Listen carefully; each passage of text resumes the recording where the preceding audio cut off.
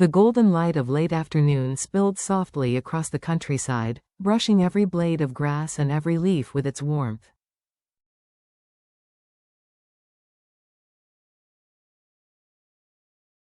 The small village breathed in quiet rhythm, calm on the surface, yet beneath it, hearts beat faster than they had in months.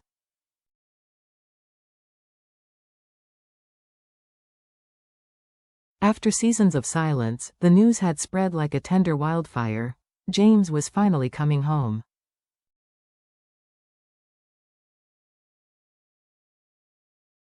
At the front gate, his mother stood motionless. Her trembling fingers clutched a faded scarf, the one she had knitted for him years ago.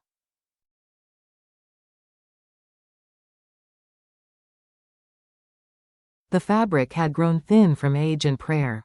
Each day she had worn it, whispering the same wish: let him come back safely.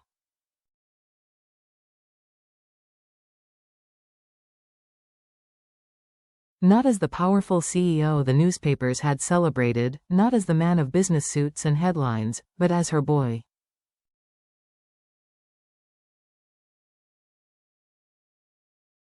The one who once ran barefoot through the fields, laughing under the summer sun inside. His father sat at the old wooden table, a newspaper open before him.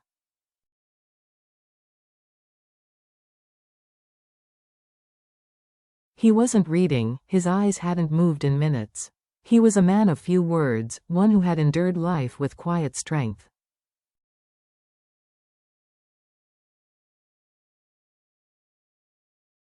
But even that strength had worn thin beneath the weight of waiting. He's been through enough, he murmured to no one in particular.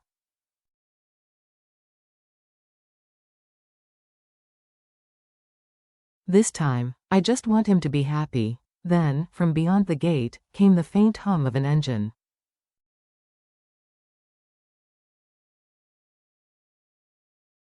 The old dog barked first, a familiar, jubilant sound, followed by hurried footsteps on gravel.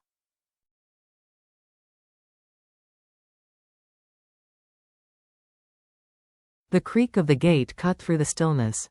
And there he was. James stepped out.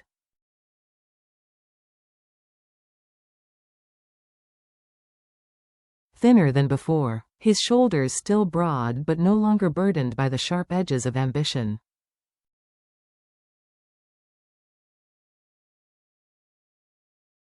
His face carried fatigue, yet beneath it, peace. His mother gasped softly, her hand flying to her mouth as tears filled her eyes.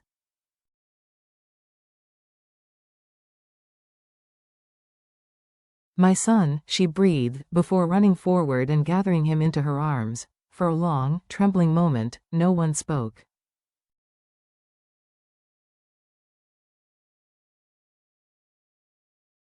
The air between them filled with the scent of home, warm earth, steaming rice, jasmine in bloom.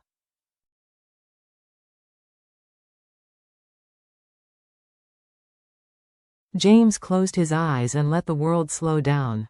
After chaos, betrayal, and sleepless nights of regret, he was back where he truly belonged.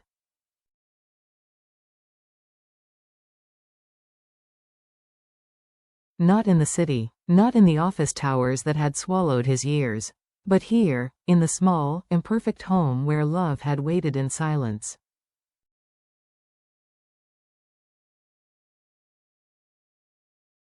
The return of laughter. That evening, the house came alive again. The soft glow of oil lamps washed over the walls, and the sound of laughter, once absent for too long, returned like music.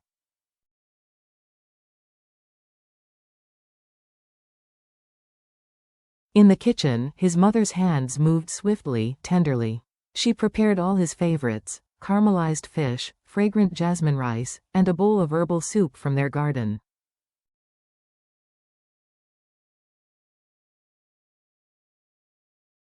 At the table, his father poured him tea, the steam curling upward like a blessing.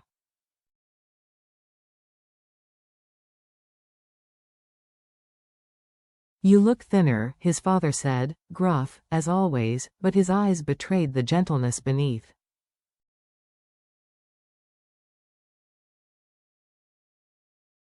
James smiled faintly. Work took more from me than I realized, he admitted. But I'm home now.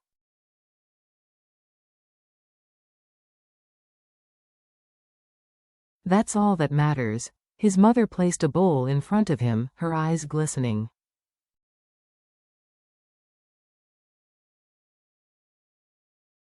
Eat, son, she whispered. You need strength again. For a moment, James didn't answer.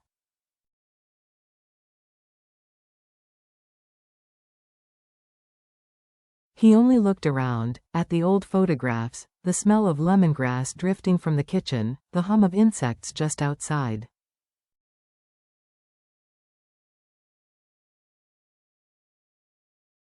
Peace. That elusive, unbuyable peace he had chased all his life but only now found, here.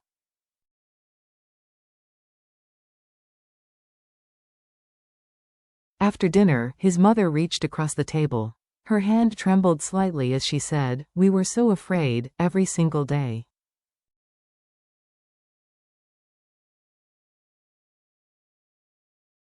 We prayed you'd come back to us. God must have listened." James reached for her hand, voice low but steady.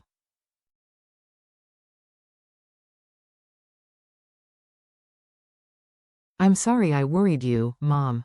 But everything I've been through, it made me realize what truly matters.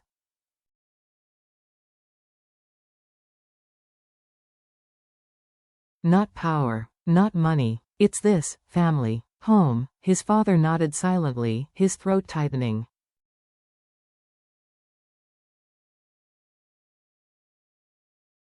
Outside, the moon shone full and gentle, as if blessing their reunion. And for the first time in years, James laughed, not as a CEO burdened by titles, but as a son who had finally come home.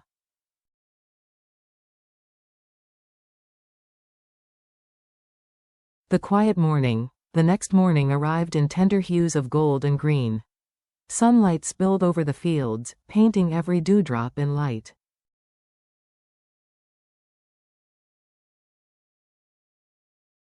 The air was fresh, carrying the scent of rain-kissed soil. James woke early, drawn by the rhythm of home, the rooster crowing in the distance, his mother sweeping the yard, the soft chatter of neighbors echoing down the lane.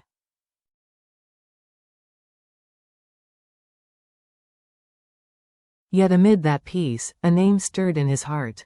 Too deep. He hadn't seen her since that day outside the hospital, the day she'd stood in the drizzle, her eyes full of tears she refused to let fall.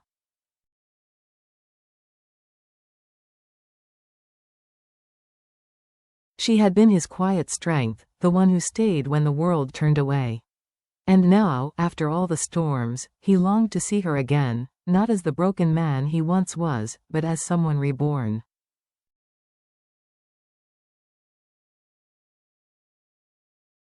He picked a small bouquet of wildflowers along the road, simple, imperfect, beautiful.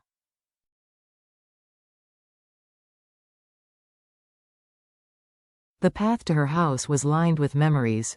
Every tree, every sound seemed to whisper her name.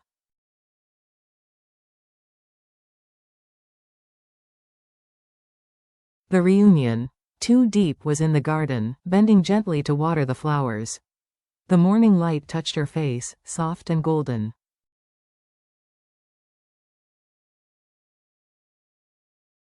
When she looked up and saw him standing at the gate, her breath caught. "James," she whispered.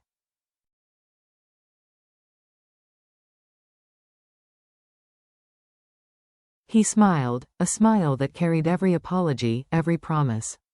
"I told you I'd come back."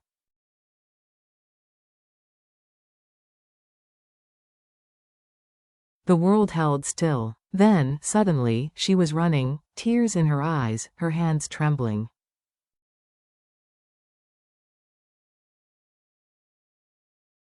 The bouquet slipped from his fingers as he caught her in his arms. "I missed you," he murmured.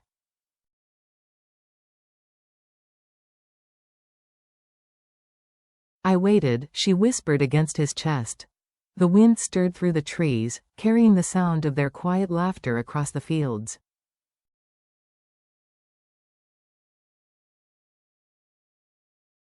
After months of distance and fear, they were together again, not in the noise of the city, but here, where love was simple and real.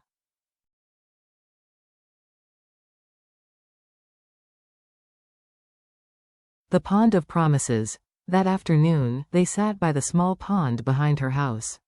Lotus flowers floated lazily on the still water, catching the reflection of the setting sun.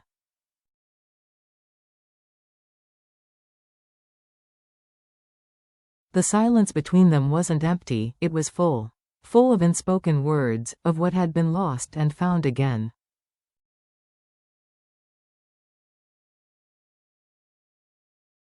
Finally, James spoke. "I used to think I had to conquer the world to deserve love," he said, watching the ripples.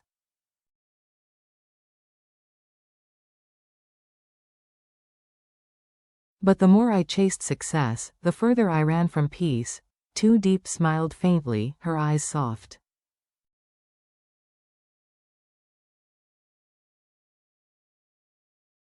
"Sometimes life has to break us first, only then do we learn what really matters."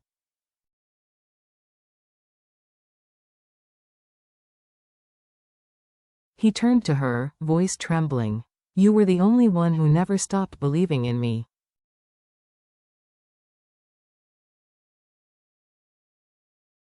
"Even when I failed, even when I lost everything." She looked away, tears glimmering.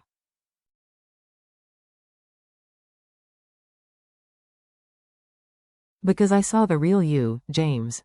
Not the man in the newspapers, but the one who brought rice to the workers when they had none, who visited the sick even when his own world was falling apart."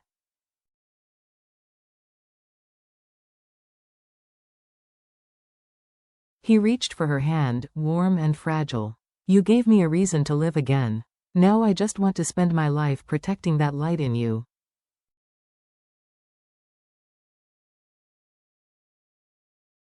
She closed her eyes, overcome.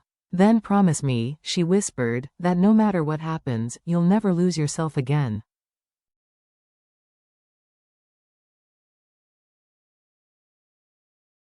"I promise," he said, voice steady.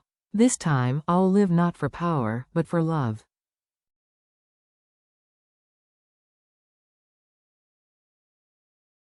"For family. For you." The blessing of the night.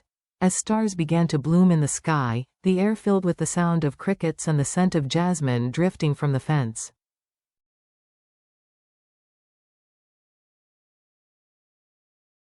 When he walked her home, they lingered at the gate. "Your parents must be waiting," she said softly.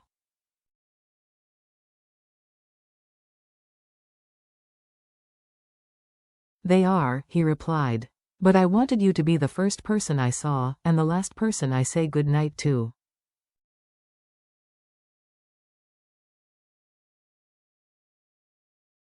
A faint blush rose on her cheeks. "Go," she whispered. "Tomorrow will be a new day."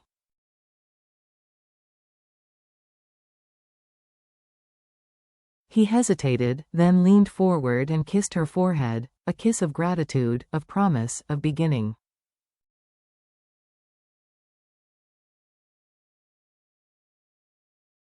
When he returned home, his mother was waiting at the doorway, a knowing smile in her eyes.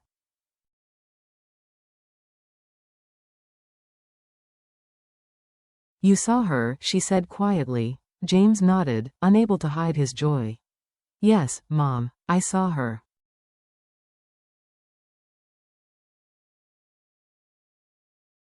She placed a hand over his heart. "Then you've truly come home." That night, the house was full again, not of guests, but of peace.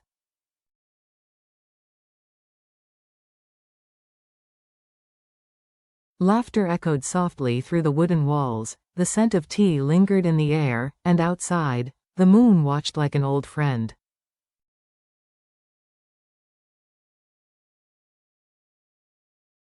For the first time in years, James felt whole. His family was safe. His love was near.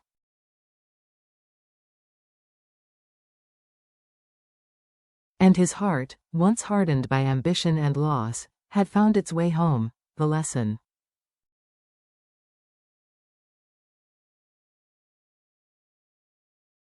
Life had tested him, broken him, and rebuilt him anew. It had taught him that happiness isn't found in what we build, but in the hearts we return to.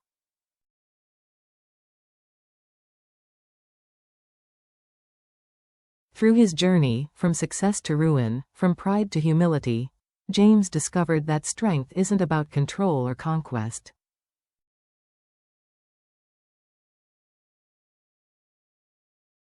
It's about kindness, forgiveness, and the courage to begin again. Too Deep's love was his mirror, showing that love isn't made of perfection or grand gestures, but of patience, quiet faith, and presence.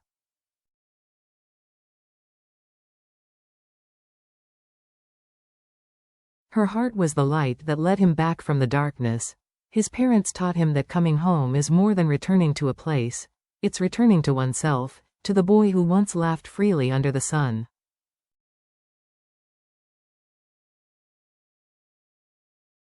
Family, he learned, is where forgiveness never runs dry, and so, he carried these lessons with him always.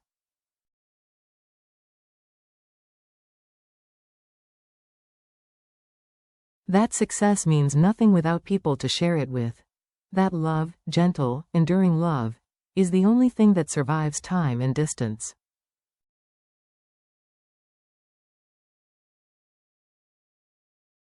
That peace is not a reward, but a return. The eternal truth. Years later, whenever James looked at the stars above his childhood home, he thought of that day, the tears in his mother's eyes, his father's quiet embrace, Too Deep's smile in the garden.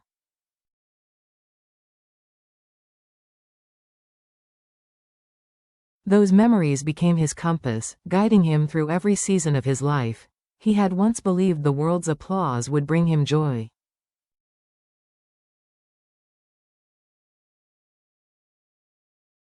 Now, he knew better. The truest treasures were simpler, a mother's voice calling your name.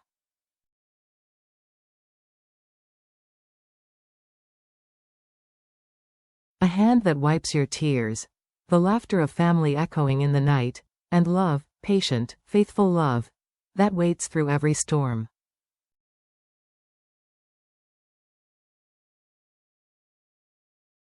Because home, he realized, isn't a place you find, it's something you build, with the people who never stop believing in you.